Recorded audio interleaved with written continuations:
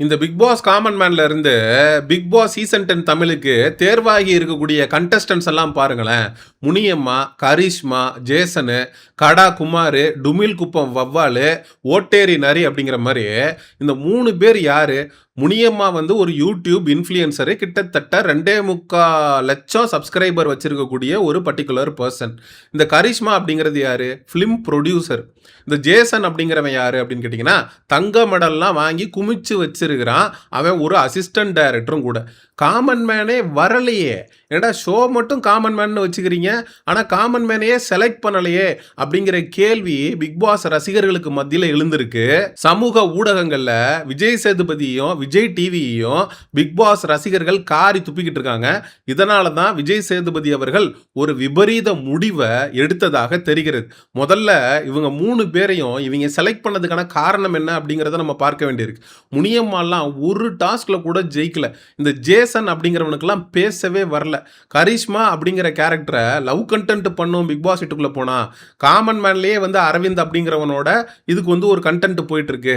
Big pass வீட்டுக்குள்ள தூக்கி போட்டோம்னா அங்கேயும் இது மாதிரி ஏதாவது ஒன்று பண்ணும் அப்படின்னு நினைச்சு இந்த 3 பேரை செலக்ட் பண்ணாங்களா அப்படிங்கிறது தெரியல.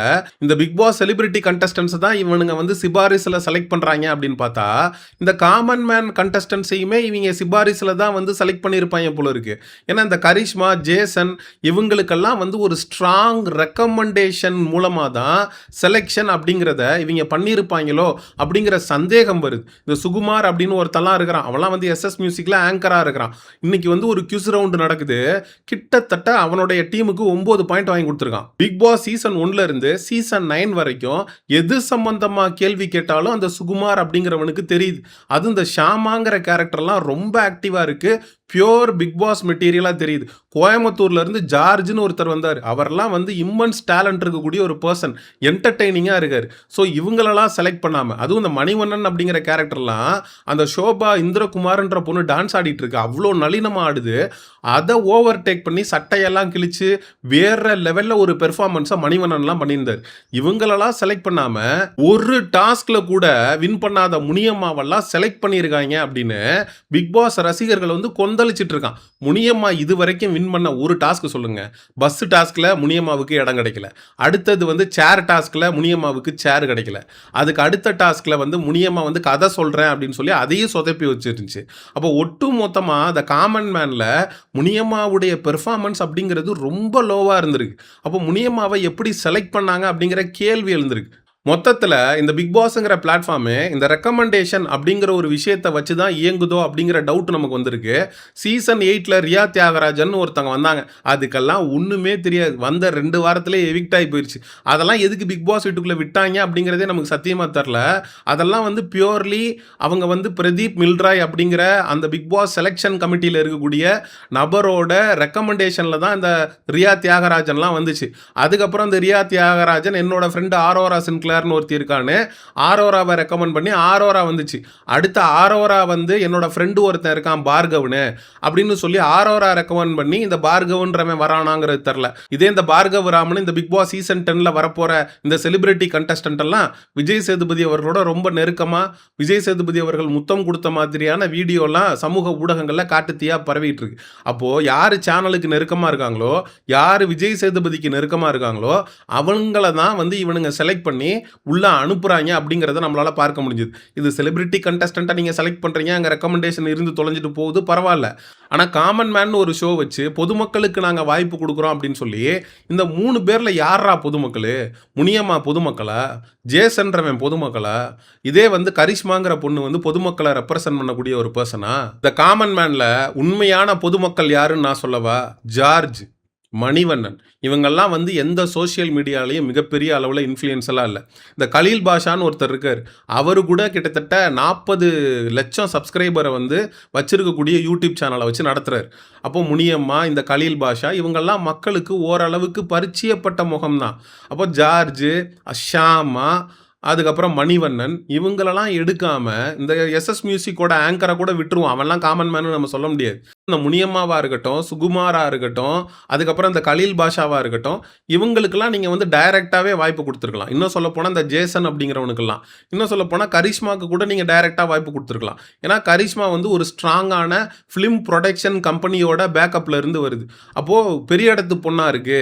இன்னைக்கு நம்ம கரிஷ்மாக்கு வாய்ப்பு குடுத்தோம் அப்படின்னா, நாளைக்கு கரிஷ்மா சார்ந்து இயங்கக்கூடிய அந்த புரொடக்ஷன் கம்பெனி நாளைக்கு பிக் பாஸுக்கு ஸ்பான்சராக வருவதற்கு வாய்ப்பு இருக்கு அப்படின்னு கரிஷ்மாவை செலக்ட் பண்ணியிருக்காங்க. இந்த ஜேசன் அப்படிங்கிறவனை செலக்ட் பண்ணதுக்கு ஒரு முக்கியமான காரணம் என்னன்னா ஸ்ட்ராங் ரெக்கமெண்டேஷன். முனியம்மாவை செலக்ட் பண்ணதுக்கான ரீசன் என்ன அப்படின்னா, முனியம்மா வந்து சேனலோட சொம்பா இருக்காங்க. நம்ம தரப்புல இருந்து என்ன பேச சொன்னாலும் பேசுறாங்க. ரிஜெக்டட் கண்டஸ்டன்ஸை கழுவி ஊத்துறாங்க. நைட்டி அக்காவை காரி துப்புறாங்க அப்படிங்கிறதுக்காக முனியம்மாவை செலக்ட் பண்ணியிருக்கானுங்க. சேனலோட மவுத் பீஸா முனியம்மா இருக்கும்னு சேனல் நம்புது. முனியம்மாவை எல்லாம் பிக் பாஸ்குள்ள அனுப்பி 106 நாள் இருக்க வச்சு அதுக்கப்புறம் விஜய் டிவியில நடக்கக்கூடிய பிரபல ஷோலெல்லாம் முனியம்மாவை கூட்டிட்டு வந்து முனியம்மாவை விஜய் டிவி உடைய செல்ல பிள்ளையாக தத்தெடுத்துக்கிறதுக்கு சேனல் முடிவு பண்ணிட்டாங்க.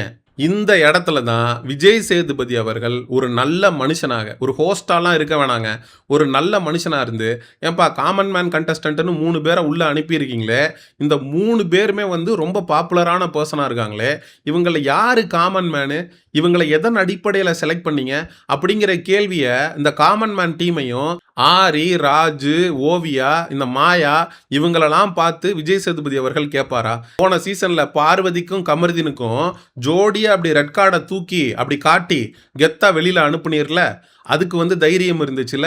இந்த காமன் மேன் ஷோல என்னடா பித்தலாட்டம் பண்ணி வச்சிருக்கீங்க, இதுல எவனுமே காமன் மேன் இல்லையடா, இந்த 3 பேரையும் வந்து நான் ரிஜெக்ட் பண்றேன், இப்பே நீங்க வெளில போங்க அப்படின்லாம் வந்து விஜய் சேதுபதி அவர்கள் சொல்லுவாரா?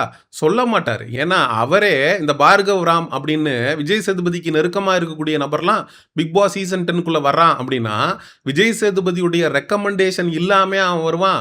சாச்சனாலாம் பிக் பாஸ் வீட்டுக்குள்ள வருது அப்படின்னா விஜய் சேதுபதியுடைய ரெக்கமெண்டேஷன் இல்லாமையா அந்த சாச்சனா அப்படிங்கிற கேரக்டர்லாம் வந்து பிக் பாஸ் சீசன் 8க்குள்ள உட்காந்து நல்லா சோறு திணிச்சு சாக்லேட் திணிச்சு அதை தவிர அது வேற எதுவும் பண்ணல. நம்ம நாட்டில் ரெக்கமெண்டேஷன் எல்லா ஸ்போர்ட்ஸையும் ஸ்பாயில் பண்ணி வச்சுருக்காங்க. இந்தியாவுக்கு வந்து ஒலிம்பிக்ஸில் வந்து தங்கமே கிடைக்காம நம்ம நாடு வந்து தலை தொங்கி போய் கிடக்கிறதுக்கு முக்கிய காரணம் இந்த ரெக்கமெண்டேஷன் தான். ஒரு ரியாலிட்டி ஷோவில் கூட இந்த அளவுக்கு கேவலமாக ரெக்கமெண்டேஷனை வச்சு ஒட்டுமொத்த இந்த ஷோவையுமே ஸ்பாயில் பண்ணுறாங்க அப்படிங்கிறத பார்க்கும்போது நமக்கு உண்மையிலேயே வைத்தறிச்சலாக இருக்குது. சரி, மக்களாகிய உங்கள்கிட்ட கேட்குறேன், இந்த காமன் மேன்ல இருந்து செலக்ட் ஆன இந்த 3 கண்டஸ்டன்ட் ஜேசன், முனியம்மா, கரிஷ்மா இவங்கெல்லாம் டிசர்வ்டுன்னு நீங்க நினைக்கிறீங்களா? இவங்க 3 பேரும் டிசர்வ்டு இல்லைன்னா யாரு தான் டிசர்வ்டுன்னு நீங்க நினைக்கிறீங்க? அப்படிங்கிற உங்களுடைய கருத்துக்களை மறக்காம கமெண்ட் செக்ஷன்ல சொல்லுங்க.